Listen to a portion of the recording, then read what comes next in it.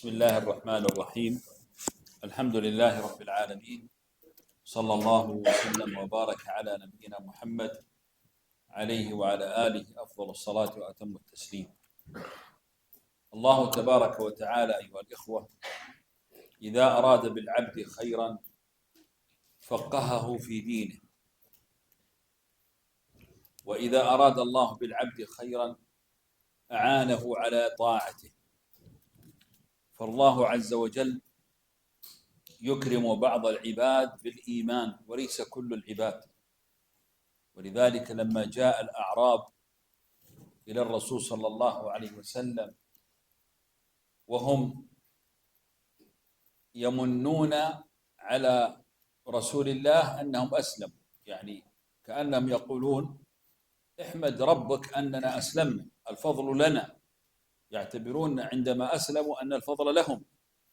فقال الله تبارك وتعالى يمنون عليك أن أسلموا قل لا تمنوا علي إسلامكم بل الله يمن عليكم أن هداكم للإيمان إن كنتم صادقين. إذن الهداية نعمة عظيمة من الله يمن الله تبارك وتعالى بها على عباده. وإني أحمد الله أني أتيت إلى هذا المسجد لأجد حفاظ كتاب الله وأجد الدعاة والداعيات، فأسأل الله أن يجعلنا وإياكم من أهل الإيمان. Amin. Setelah beliau memuji Allah Subhanahu wa taala dan salawat kepada Nabi sallallahu alaihi wasallam, beliau mengatakan bahwa Allah Subhanahu wa taala jika menginginkan kebaikan, maka Dia akan memberikan pemahaman kepada agama ini, memberikan hambanya pemahaman terhadap agama ini. Dan juga jika seseorang itu ingin dimuliakan, maka dia akan diberikan hidayah berupa Islam dengan keislamannya. Dan keislaman itu adalah, atau hidayah itu adalah nikmat yang paling mahal, yang paling besar yang Allah berikan kepada kita. Maka suatu ketika kata beliau, dalam sebagaimana diabadikan dalam ayat, bahwa orang-orang Badui atau orang yang dari pelosok datang ke Rasulullah SAW, itu seakan-akan merasa bahwa dia dengan Islamnya mereka merasa Islam itu akan beruntung karena mereka masuk Islam. Maka mereka pun mengatakan, ya beruntunglah Islam ini karena kami masuk di dalam. Tapi kata Allah Subhanahu wa taala mengatakan bahwa kami tidak membutuhkan keislamanmu, tapi karena Allah menginginkan kebaikan kepada kamu sehingga diberikan hidayah. Ya, bukan karena kita besar karena masuknya kalian ke dalam Islam, tapi karena memang Allah menginginkan kebaikan. Ya, maka kalau kalian benar jujur dalam hati ingin beriman, maka Allah akan berikan petunjuk petunjuk Islam itu, ya karena Allah menginginkan kebaikan kepada kalian, bukan karena Islam ini membutuhkan kalian.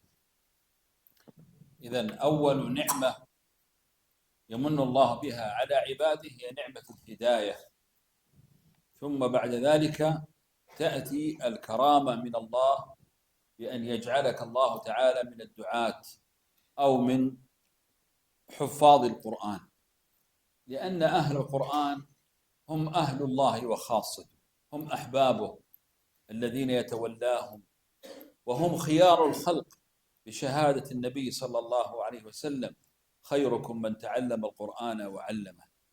عندما تعلم أنت أن الله تبارك وتعالى أكرمك فجعلك من خير الناس، هذه والله عظيم النعمة عليك. كم على وجه الأرض من إنسان؟ الآن موجود 8 مليارات إنسان على وجه الأرض. كم عدد الذين يحفظون القرآن أو يتعلمون القرآن؟ قليل. أنت من هذا القليل. هذا أعظم النعمة عليك أن الله حبب إليك القرآن، وإلا كثير الذين في الشوارع يريد أن يحفظ القرآن مثلك لكن لا يستطيع. لماذا؟ لم يوفقه الله للخير.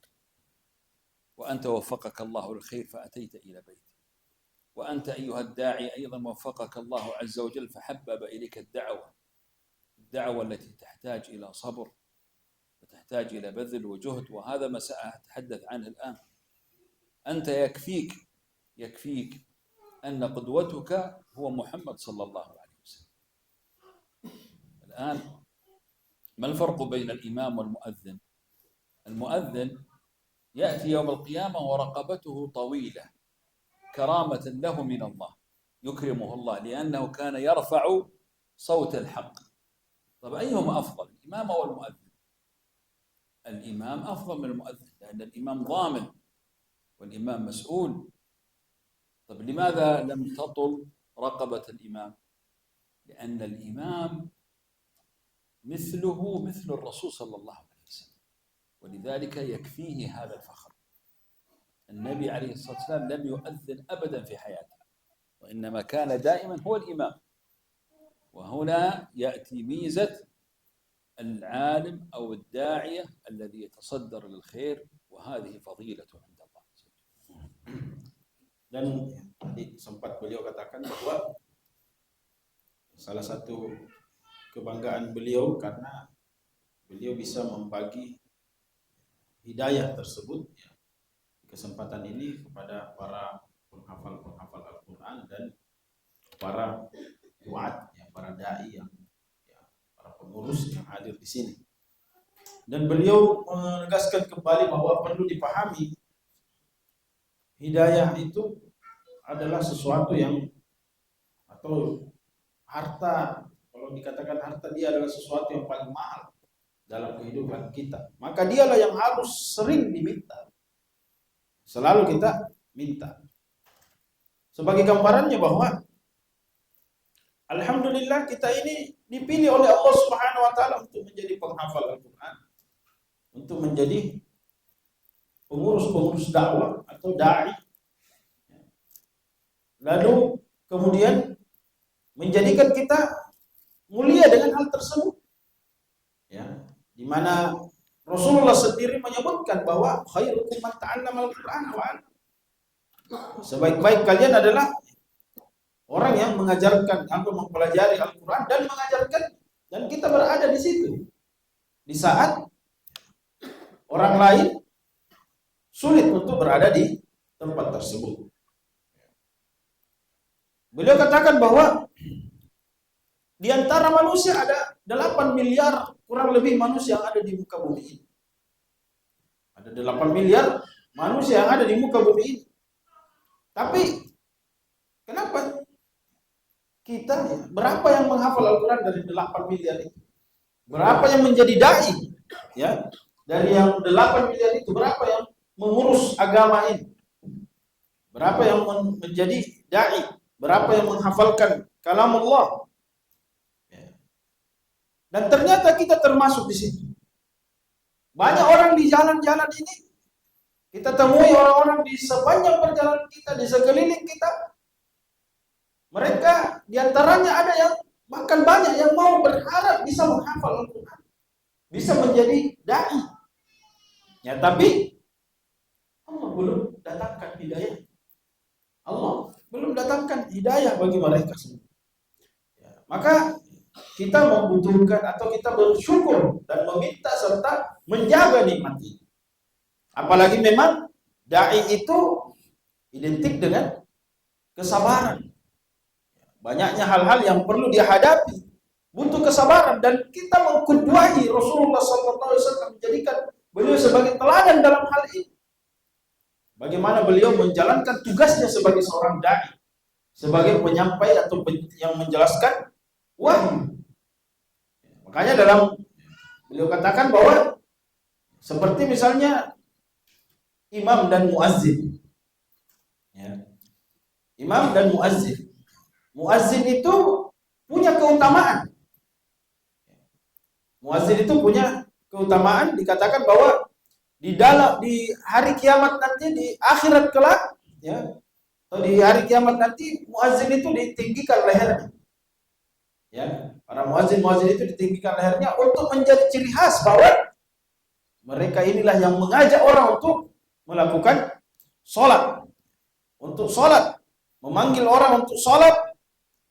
Lalu kemudian orang-orang pun mengingat waktu sholat karena mereka yang mengumandangkannya. Nah, kalau imam, kenapa tidak diberikan tanda khusus? Para penghafal Al-Quran yang menjadi imam, yang menjadi yang memimpin kebaikan-kebaikan tersebut, utamanya dalam sholat. Kata beliau, karena imam itu bisa, artinya dia bisa sederajat dengan Rasulullah.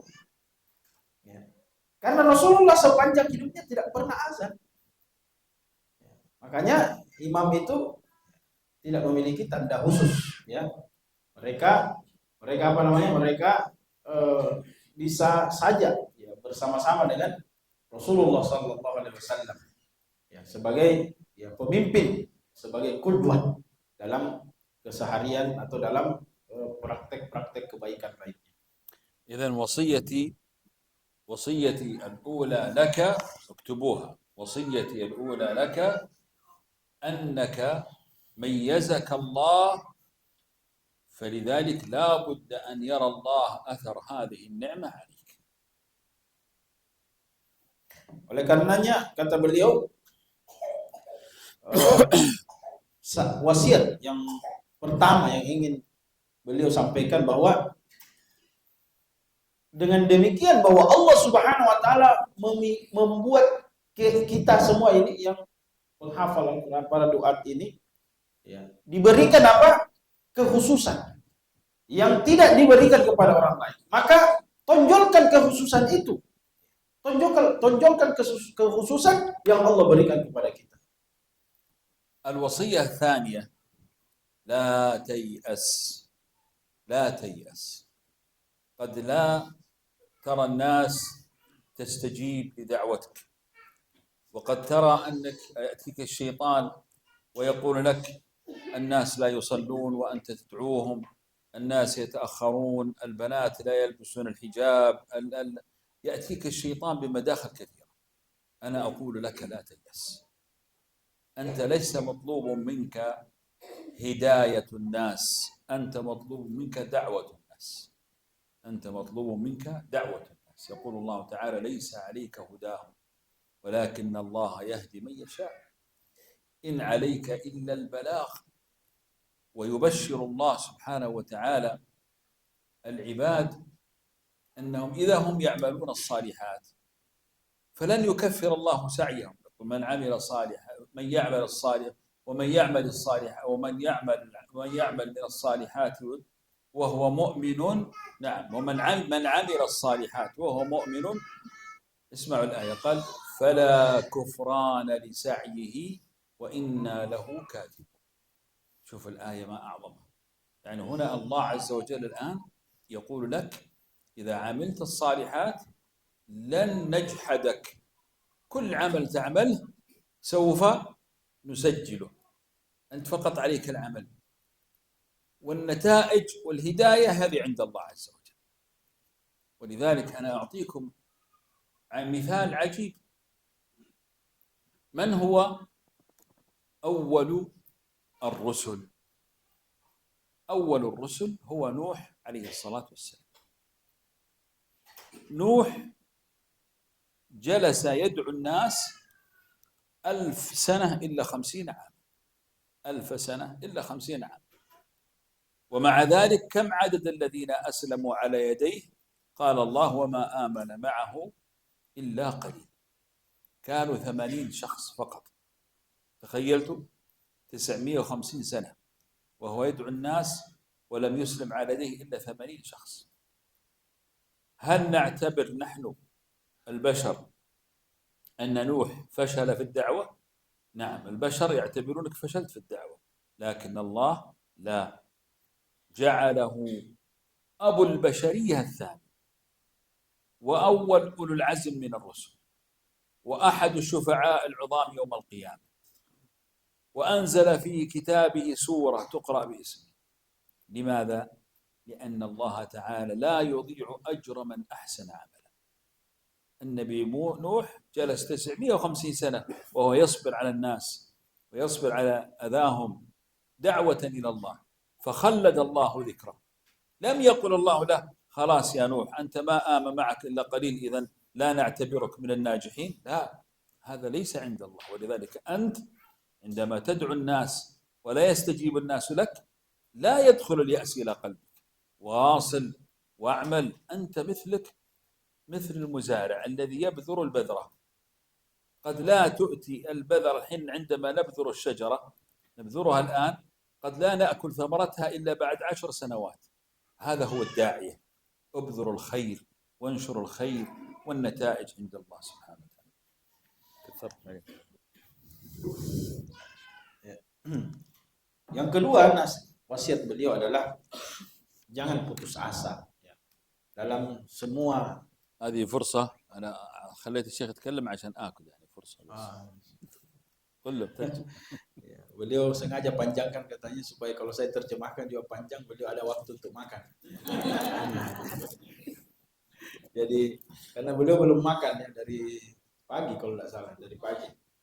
Karena tidak sembarang dia makan, jadi saya terjemahkan agak panjang biar beliau makan. Iya. Kedua, bahwa beliau katakan bahwa jangan putus asa, ya. Jangan berputus asa dalam kerja-kerja dakwah kita, dalam menghafal Al-Qur'an. Ya, jangan ya berputus asa. Ya, karena kita ya jangan sampai cepat down ya dengan apa? Dengan mengajak orang untuk sholat ditolak, ya. Mengajak orang untuk ya, membaca Al-Qur'an ditolak juga. Ya. Mengajak orang kebaikan kita selalu ya ditolak di mana-mana. Ya, bahkan mungkin keluarga kita yang menolak kita. Ya, para wanita kita ajarkan, kita ajak untuk mengenakan hijab dengan baik.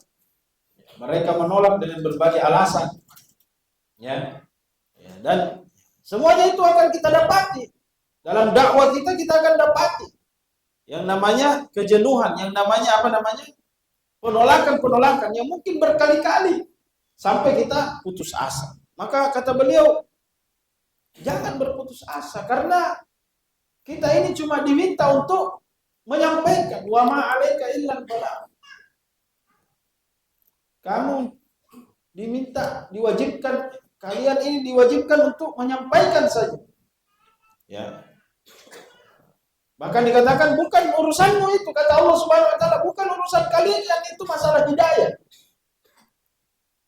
Yang ada adalah kalian sampaikan hidayah itu. Ya. Allahu yahdi man yasha. Allah memberikan hidayah kepada siapa yang dikehendakinya. Ya, siapa yang diinginkannya. Ya. Maka beramal, berupayalah untuk berdakwah. Berupayalah untuk menyampaikan kebaikan kepada semua orang yang membutuhkannya. Ya, bahkan kata Allah Subhanahu wa taala, siapa yang beramal soleh ya, dan mendakwahkan tadi termasuk ya, mengajak orang, maka dia Allah Subhanahu wa taala tidak lalai, pasti dicatat semuanya. Ya, tidak perlu kita hitung-hitung apa yang kita lakukan, semuanya sudah dirangkum atau ditulis semua oleh Allah Subhanahu wa taala, setiap kebaikan-kebaikan kita, tidak ada yang dihilangkan. Akan tetapi kalau kita kecewa melihat orang tidak bertambah banyak dengan dakwah kita, dengan ajakan kita, kenapa orang ini sudah lama saya berdakwah seperti ini, tidak ada yang mau ke masjid, tidak ada yang mau sholat, tidak ada yang menghentikan maksiatnya.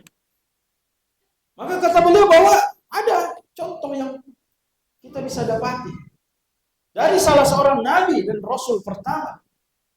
Ya. Dikatakan bahwa rasul pertama yaitu Nabiullah Nuh alaihissalam. Ya, Nabiullah Nuh alaihissalam, berapa tahun beliau berdakwah? Ya, 1000 tahun dikurang 50. Ya. Jadi 950 50 tahun. 950 tahun dalam riwayat dikatakan tidak ada pengikutnya kecuali sedikit. Dalam riwayat dikatakan cuma 80 orang. 950 tahun berdakwah, hanya 80 orang yang ikut kepada beliau. Apakah itu dianggap sebagai kegagalan? Ya. Apakah Allah Subhanahu wa taala kemudian mengatakan, oh, kamu gagal? Ya. Tidak usah ya, seperti karyawan yang tidak mencapai target, ya. Gagal ini, tidak usah mau mungkin dipecat atau bagaimana lah. Ya, intinya direndahkan karena kegagalan itu. Sebaliknya, ya, karena beliau juga bekerja, ya. Kurangnya atau tidak masuknya orang tidak mendapatkannya orang hidayah itu bukan karena sebab beliau. Beliau sudah maksimal untuk bekerja. Nah, apa yang diberikan Allah Subhanahu wa taala kepada Nabi Nuh? Ya, dijadikan rasul pertama. Ya, kemudian beliau dijadikan ulul azmi, ya. Nabi yang masuk dalam golongan ulul azmi pertama. Bahkan namanya dijadikan nama surah. Surah Nuh. Surah Nuh. Maka ini menunjukkan bahwa Allah Subhanahu wa taala memuliakan seseorang itu ya bukan hanya terkait masalah hasilnya saja. Ya, tapi lebih kepada bagaimana kinerja kita. Bagaimana upaya kita untuk berdakwah, bagaimana upaya kita untuk menyebarkan kebaikan. Ya. Bukan apa?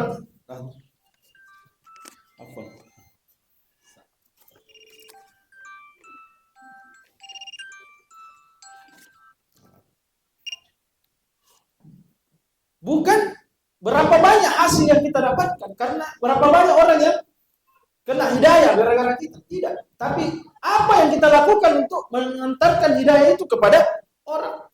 Ya, ini seperti bertani, kata beliau juga. Ya, mengibaratkan daripada pertanian di mana orang itu menanam, ya, menanam padi, kemudian belum tentu juga dia yang makan. Ya, belum tentu dia berhasil. Belum tentu dia panen. Bahkan mungkin orang lain yang makan padi tersebut. Tapi kalau dia tidak menanam, apa yang terjadi? Dia tidak makan, orang tidak makan. Kalau dia tidak melakukan itu, nah kurang lebih seperti itulah. Kita berdakwah, tebarkan kebaikan. Sampai kebaikan itu kepada dia atau tidak, Allahu yahdi man yasha. Allah yang memberikan petunjuk sesuai dengan kehendaknya. يعني تركزت على موضوع انهم يعملون ولا يقفون، لا ينتظر النتائج، اهم شيء العمل يواصل مثل نوح. لا خلاص بلغت. الوصية الثالثة: اعلم أن العمل بدون إخلاص لا قيمة له. لا بد من الصدق مع الله عز وجل. قلوب العباد بين أصابع الرحمن يقلبها كيف يشاء. إذا لن تستطيع أن تدخل إلى قلوب العباد إلا إذا أذن الله عز وجل. فإذا أردت لدعوتك أن يكون لها أثر في قلوب العباد فكن صادقا مع الله عز وجل. إذا أصلحت النية الله تبارك وتعالى يفتح لك ما لا تظن أنه يفتح من قلوب خلقك.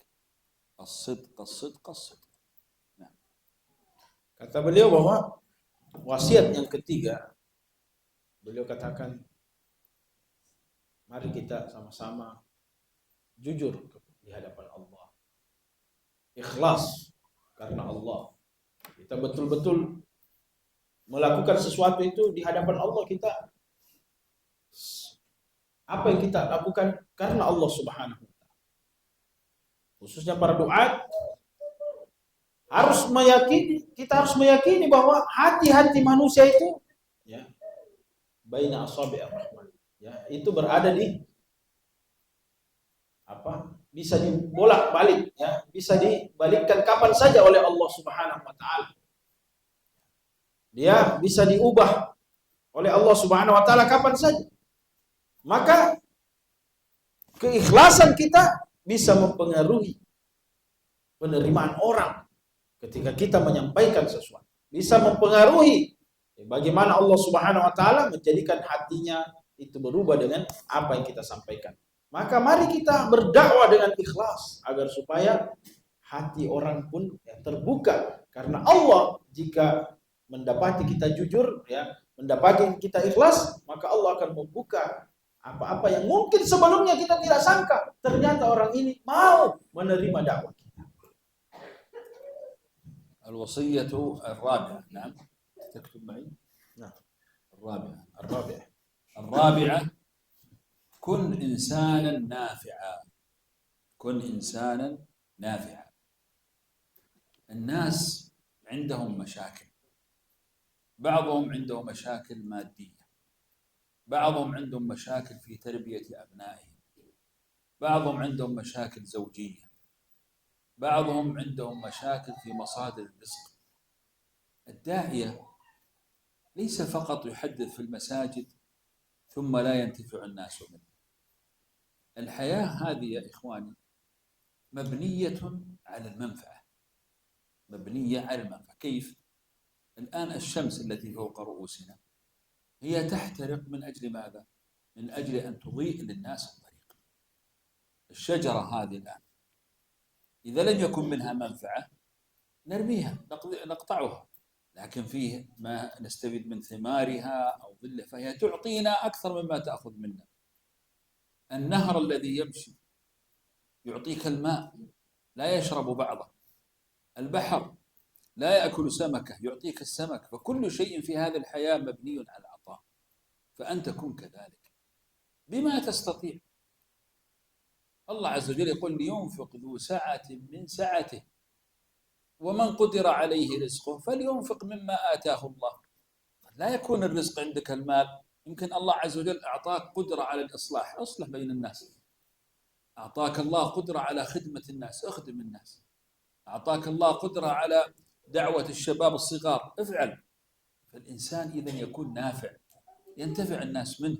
لكن أن يكون فقط يحدث على الناس وجاره لا ينتفع منه مشكلة. انفعوا الناس يحبكم الناس. Nah, wasiat yang keempat, beliau katakan bahwa jadilah manusia yang bermanfaat. Jadi manusia yang menebar manfaat. Kita ini hidup di dunia bisa dikatakan masalah. Semua orang yang kita hadapi, yang kita temui itu orang-orang yang memiliki masalah semuanya. Dalam berbagai aspek. Mungkin ada yang dari segi materi, finansial, keuangan. Mungkin bermasalah dengan keluarganya, dengan anaknya, istrinya, dengan pekerjaannya, dengan semuanya. Bahwa semuanya masalah. Nah, kita harus memposisikan diri sebagai orang-orang yang punya manfaat, punya peranan dalam masalah tersebut. Jangan cuma kita membahas tentang memotivasi orang untuk ibadah. Masjid kita cuma berbicara di masjid saja. Mengajak orang ke masjid dan seterusnya. Kita hanya berbicara di ruang lingkup yang sempit. Tapi kita tidak peduli dengan kondisi mereka. Tidak peduli dengan apa yang menjadi masalah mereka di luar. Kita tidak tahu apa yang mereka rasakan di luar sampai terhalangi ke masjid. Yang kita tahu cuma mengajak ke masjid lalu kemudian terserah. Intinya kalau tidak ke masjid salah. Orang ini mau jadilah bermanfaat dengan menyelesaikan persoalan. Dan kata beliau perumpamannya banyak. Dunia ini ada, kehidupan di muka bumi ini ada. Semuanya adalah manfaat dari Allah Subhanahu wa taala. Semua memberi manfaat. Asyams, matahari. Matahari muncul tidak ada manfaatnya. Banyak sekali manfaatnya. Minimal manfaatnya memberi cahaya kepada kita sehingga kita bisa lihat jalanan. Kita bisa melihat apa-apa yang ada di sekitar kita. Manfaat. Dan begitu banyak manfaat-manfaat yang lain. Pepohonan. Banyak manfaatnya. Bahkan apa yang dikeluarkan oleh pohon-pohon itu lebih banyak kita manfaatkan daripada apa yang kita berikan kepada pohon itu. Kalau sudah tidak ada manfaatnya, mungkin sudah tidak bermanfaat. Pohon tumbuh bermanfaat, bahkan sudah ditebang juga masih memberikan manfaat kepada kita, sehingga kita senang. Ya. Sungai-sungai, lautan, semuanya ada manfaat. Ikan-ikan yang hidup di dalam lautan itu, laut itu tidak memakan ikan tersebut. Justru dia menjadikan ikan tersebut hidup besar, berkembang biak, dan kita yang akan memakannya. Sehingga mari kita punya prinsip memberi manfaat. Memberilah manfaat. Dan memberi manfaat ini sesuai dengan kemampuan, tidak perlu dipaksakan. Liyunfiq dzu sa'atin min sa'atihi.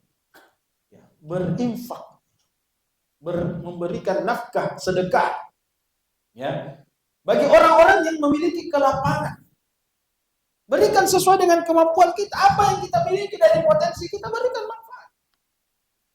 Karena orang juga akan sulit mendengarkan kita kalau kita tidak memberikan solusi dalam kehidupan mereka, tidak pernah memberikan apa yang menjadi persoalan-persoalan hidup mereka. الوصية التي بعدها اعلم أنك قد تفسد بأعمالك ما تقوله بكلماتك. لا بد أن تكون قدوة حسنة، الناس تنظر إليك.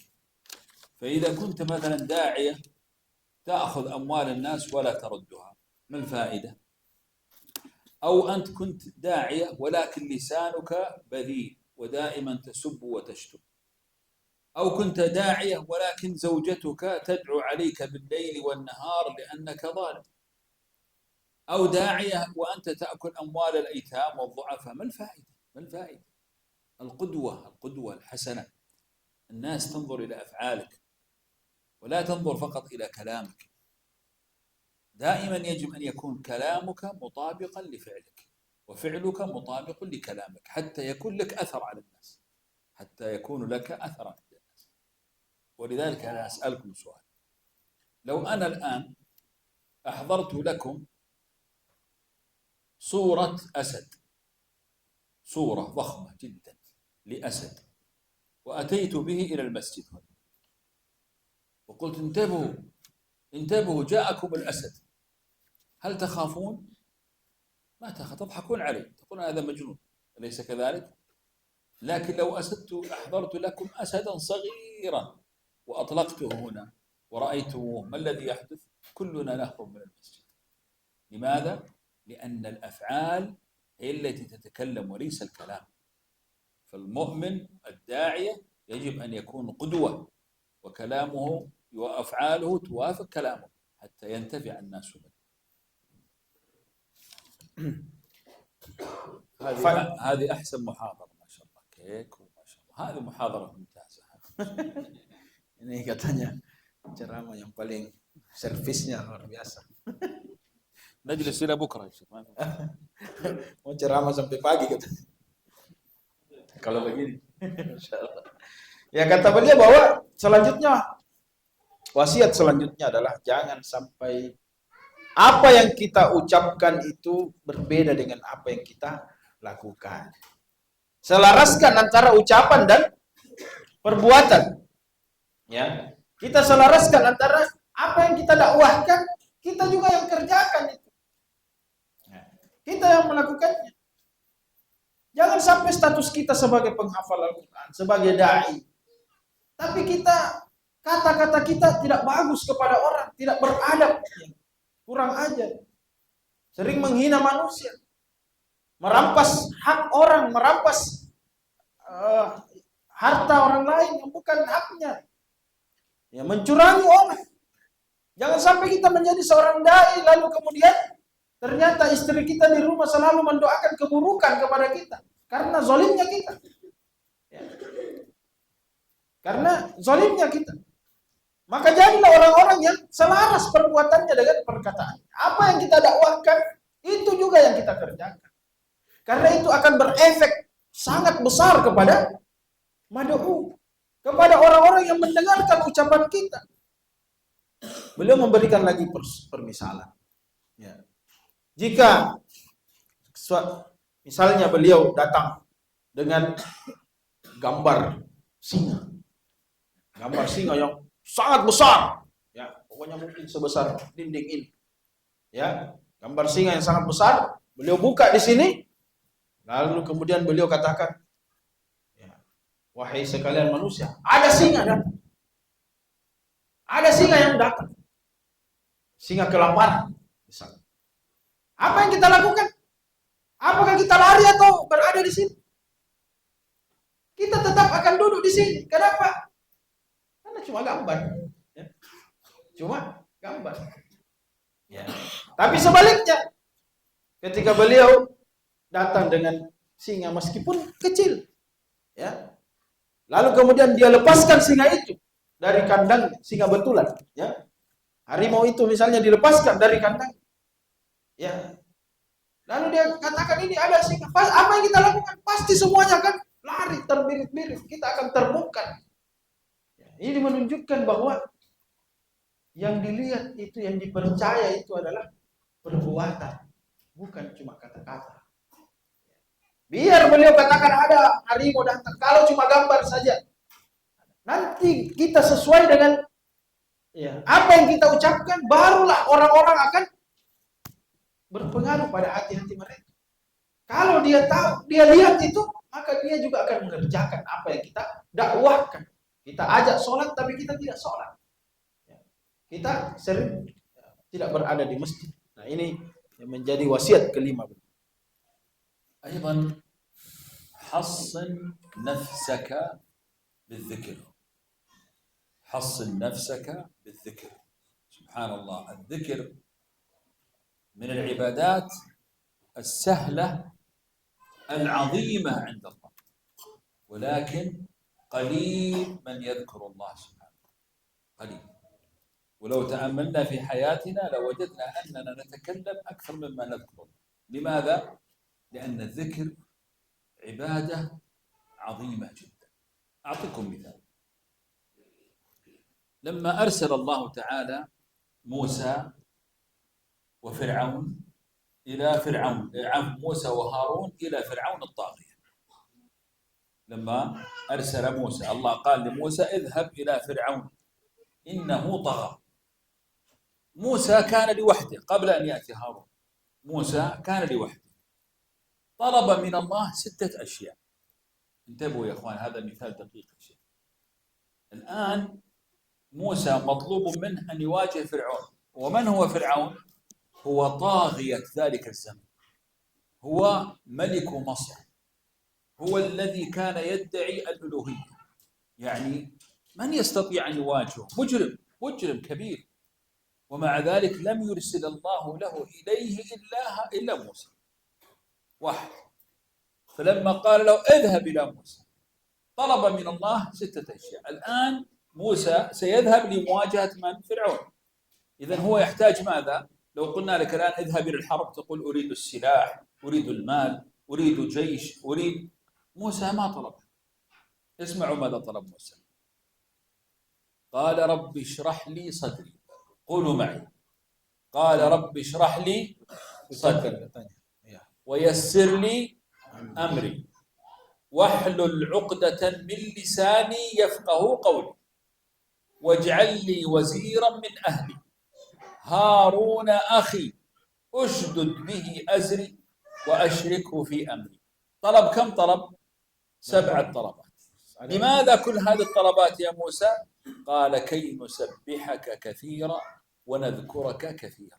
ما قال حتى نحارب فرعون، قال حتى نسبحك، حتى نذكرك. لماذا؟ لأن الذكر زاد المؤمن. الله لم يقل للذين يحاربون يا أيها الذين آمنوا إذا لقيتم فئة فاثبتوا وماذا؟ واذكروا الله لعلكم تفلحون. إذن الذكر مطلب. ما حجم الذكر في حياتك أيها الداعية؟ هل أنت ممن يقرأ القرآن دائما؟ هل أنت لديك ورد معين في كل يوم؟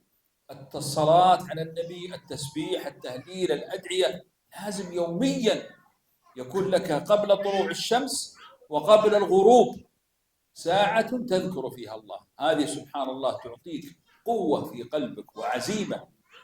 ولذلك أنا أعطيكم وصفة جميلة إذا أردتم أن يعينكم الله في حياتكم فخذوا بنصيحة الرسول صلى الله عليه وسلم لعلي وفاطمة. فاطمة طلبت من الرسول صلى الله عليه وسلم الخادم، فأتى إليها وهي على فراشها هي وعلي، وقال: ألا أدلكم على خير من خادم؟ سأدلكم على شيء هو خير من الخادم. قالوا: ما هو يا رسول الله؟ قال: قبل النوم تقولون سبحان الله 33 والحمد لله 33 والله أكبر 34. هذه إذا قلتها والله أن يعطيك الله طاقة في النهار تجد أثرها في حياتك، فتجد أنك تشتغل شغل 5 أو 6 من الناس ولا تتعب، بس أهم شيء أنك تقولها وأنت موقن. إذن الذكر مطلب مهم لحياتك، فما حجم الذكر في حياتك؟ بارك الله.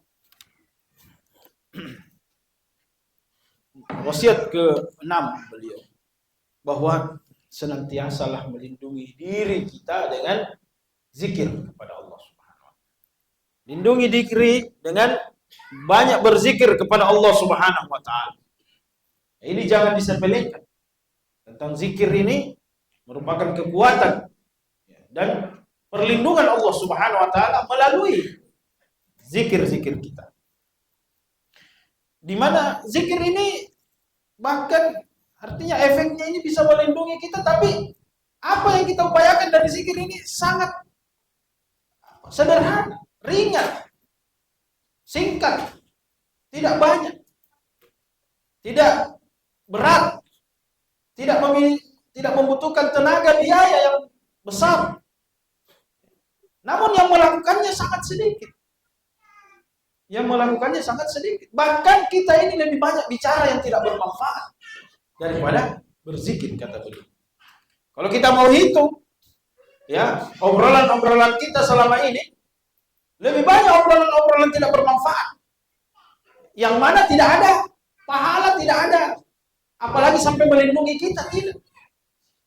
Zikir sebaliknya, justru bisa melindungi kita.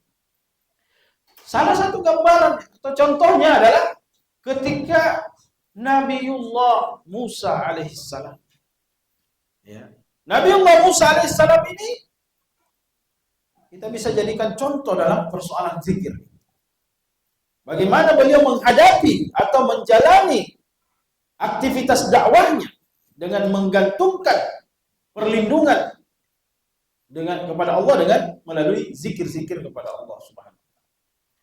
Di mana beliau pernah diutus untuk menghadap ke Fir'aun, mendakwai Fir'aun. Semua kita tahu siapa Fir'aun. Dia adalah manusia paling sombong di dunia. Ya. Dia adalah yang pernah mengakui ketuhanan, mengangkat dirinya sebagai Tuhan. Dia penguasa Mesir. Penguasa Mesir yang cukup kuat. Nabi Musa disuruh menghadap ke Firaun bukan satu pasukan, bukan. Satu orang sendiri. Beliau disuruh menghadapi Firaun seorang diri.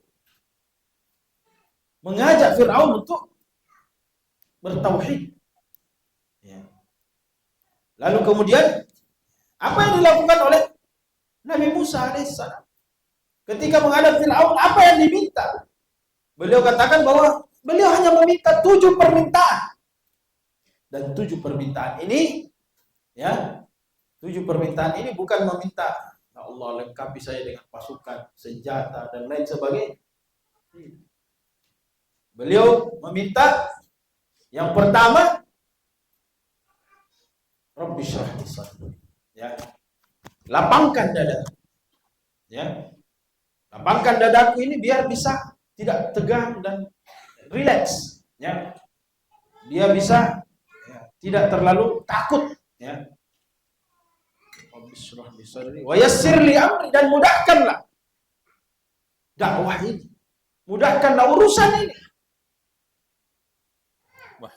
Wahlul 'uqdatan min lisani, dan lepaskanlah ikatan yang menghambat lisanku untuk berbicara.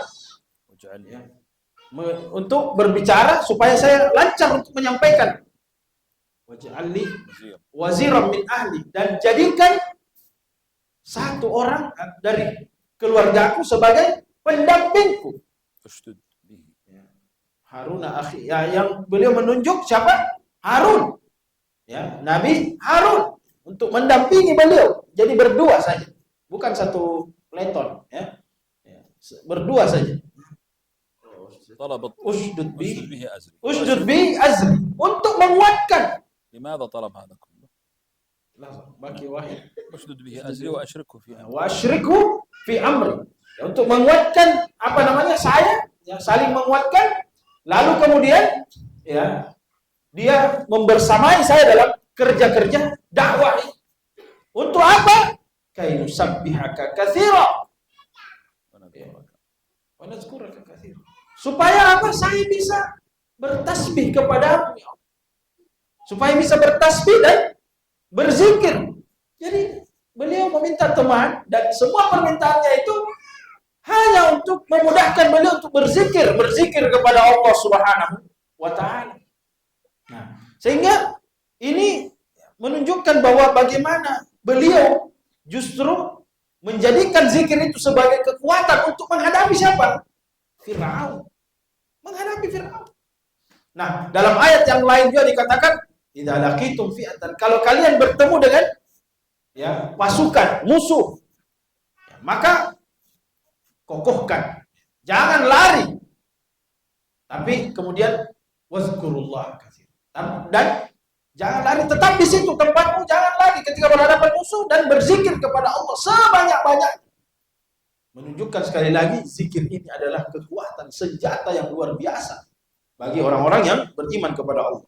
Dalam riwayat juga dikatakan bahwa Rasulullah pernah menasihati Fatimah dan Ali ketika beliau masuk ke rumah anak perempuannya ini. Dia pun mengatakan, wahai ayahku, saya kayaknya butuh pembantu. Ya, capek saya kerja. Ya, maka beliau pun, Rasulullah menasihati Fatimah, mengatakan, saya akan tunjukkan kepada kamu ya sesuatu yang lebih kuat dari pembantu, yang bisa membantu. Apa itu? Dikatakan bahwa ucapkan subhanallah 33 kali, alhamdulillah 33 kali, Allahu akbar 33 kali, dan engkau akan mendapati kekuatanmu itu bertambah, ya, berlipat-lipat, bisa mengerjakan banyak hal. Hanya orang-orang yang kuat berzikir juga memiliki kekuatan dalam fisiknya. Ya, kita ini dai, ya, dai, para penghafal Al-Quran butuh kekuatan fisik yang lebih daripada orang-orang lainnya, karena kita tidak ada istirahat. Maka oleh karenanya jadikan zikir ini sebagai hiasan sehari-hari, zikir pagi dan petang, dan semua ya apa-apa yang menjadi ajaran Rasulullah SAW dalam zikir-zikir tersebut. وحتى لا نطيل عليكم نختمها الآن يجب أن تستخدم التقنية الحديثة. الآن كل الناس كل بيده هاتف جوال. فكر أنت كيف تخدم الناس. مثلا ترسل للناس عناوين المحاضرات، تحاول أنك إذا سمعت مثلا نصيحة جيدة أنك ترسلها لأصحابك وأهلك. نحن نرسل أشياء كثيرة في الجوال، الذي نرسله هذا هو شاهد علينا أمام الله عز وجل، فيجب أن لا نرسل إلا خير. ترسل نصيحة، ترسل كلمة طيبة. يعني خذ مثلا أنت لا تستطيع أن تتحدث، ما تعرف الحديث ولا تجيد الحديث، خذ محاضرة في الجوال واذهب مثلا إلى جدتك، إلى والدتك، إلى الناس الذين بعيدين عنكم، الذين لا يصل إليهم الجوال، وسجل لهم محاضرة ثم شغلها واجعلهم يستفيدون من هذا. في ناس ما يعرف يتحدث، صحيح ولا لا؟ إذا أنت ما تعرف تتحدث خذ المادة. الحمد لله الآن كل المشايخ والعلماء عندك في جوالك في بيتك، شغل هذا واجعل الناس تستفيد وتستمع. ولا بد أنك أيضا توصل لأهل بيتك النصيحة بالأسلوب الجميل واستخدم التقنية. أقول أيها الإخوة، علينا أن ننتبه للدعوة، أنا سأعطيكم قصة مؤلمة. كان هناك شاب من الدعاة، من خيار الدعاة، كبار الدعاة، وكان خطيب جمعة، فمرض ولم يستطع أن يذهب إلى المسجد، فجلس في البيت فرأى أمه وهي تصلي الظهر، صلت الظهر ركعتين فقط مثل صلاة الجمعة، يعني ما المفروض تصليها 4 لأنها في البيت، هي صلت ركعتين فقط. فقال لها: يا أمي لماذا تصلي ركعتين؟ قالت: يا ولدي اليوم جمعة نصليها ركعتين. قال: لا يا أمي، أنت إذا ذهبت إلى المسجد تصلينها ركعتين، لكن أنت في البيت تصلينها 4. قالت: يا ولدي والله منذ أن عرفت نفسي من 40 سنة ولا 50 سنة وأنا أصلي الجمعة ركعتين. انظروا الألم. هذا داعية يذهب إلى كل أنحاء البلاد يدعو الناس، وأهل بيته لا يعرفون كيف الصلاة. فلذلك ابدأوا ببيوتكم، استخدموا التقنية. الآن التقنية سهلت علينا أشياء كثيرة. اسمع محاضرة للشيخ، خذ هذه المحاضرة واجلس مع والدتك، مع والدك، مع زوجتك، مع أقاربك، وحاول أن تجعلهم يسمعون. انشروا الخير. نشر الخير الآن جميل ولذيذ وسهل، فاستخدموا هذا. بارك الله فيكم. ختاما أسأل الله تعالى أن يجزيكم خير الجزاء، وأشكركم وأترك بقية الكلام لك أخي. أنا لا أدري ما البرنامج بعد هذا، هل سنبقى هنا ولا نذهب؟ بعد المغرب فيه هنا نفس المكان في المسجد هذا؟ في المسجد هذا؟ نعم نفسه. ها؟ كم باقي على المغرب؟ باقي نصف ساعة، يعني عشان نترك الناس يذهبون يتوضؤون ويستعدون للصلاة. نعم. ونأكل. خلاص ما يصير. Wasiat terakhir beliau bahwa ya sebagai penutup beliau katakan, jadikan sarana-sarana teknologi yang ada sebagai wasilah untuk berdakwah. Sebagai apa? Alat untuk berdakwah. Sekarang ini kita semua punya HP. Ya, misalnya, kecilnya saja handphone. Hampir semuanya kita punya handphone. Ya, kita semua, ya, kecuali orang-orang yang tidak bisa pakai, orang-orang yang sudah tua sekali, memang sulit untuk menggunakan handphone. Tapi secara umum, handphone itu sudah menjadi barang wajib bagi kita semua. Ya. Apa yang kita lakukan? Banyak. Bisa mengirim video, mengirim kata-kata, nasihat, dan lain sebagainya. Kirimkan saja. Kita tidak tahu video yang mana yang akan mengantarkan hidayah kepada mereka. Bukan dengan mengatakan, sudah ribuan video saya kirim, tidak ada yang. Kirimkan saja. Sekali lagi, bukan itu. Yang penting adalah apa yang kita perbuat. Kirimkan semua ke keluarga kita, teman-teman kita, siapa di mana, grup-grup kita ada. Kirimkan. Jangan malas untuk melakukan hanya dengan perbuatan sederhana yang kita tidak tahu. Yang video yang mana atau tulisan mana yang kita kirim yang kena ke hati orang. Dan sekali lagi hidayah milik Allah. Maka semangatlah untuk berdakwah. Apalagi di antara kita mungkin ada yang tidak bisa bicara. Ya, utamanya orang yang tidak bisa berkhutbah. Ya, orang yang grogi ketika berkhutbah, tidak memiliki kemampuan mental untuk berkhutbah. Apalagi yang Anda lakukan kalau bukan dengan cara seperti ini?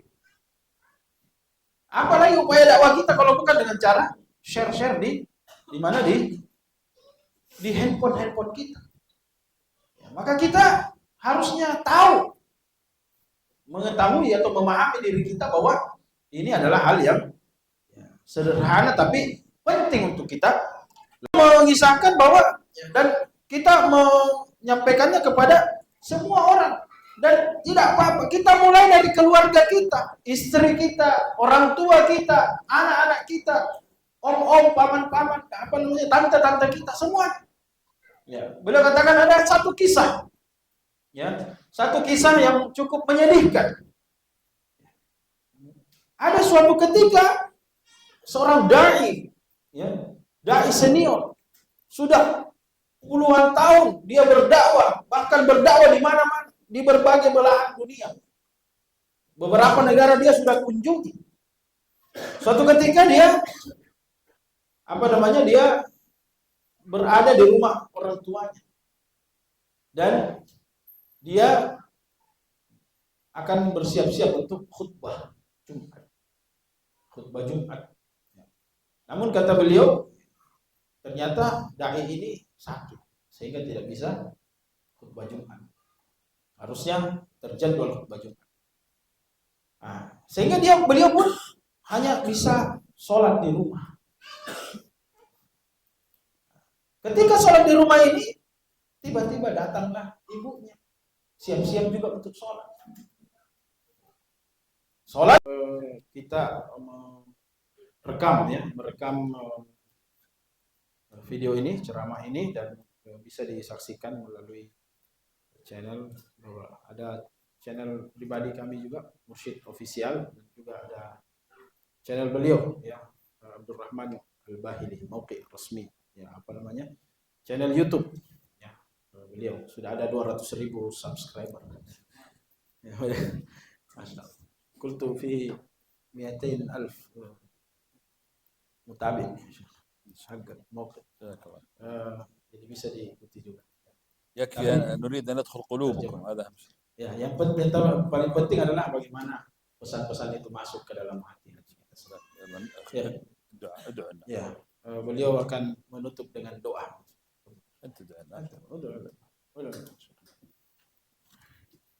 اللهم يا ربنا فقهنا في أمور دينك، اللهم أرنا الحق حقا وارزقنا اتباعه، وأرنا الباطل باطلا وارزقنا اجتنابه. اللهم اجعل أعمالنا خالصة لوجهك الكريم خالية من الرياء والسمعة. اللهم أحينا على ما يرضيك واجعل خاتمتنا إلى خير.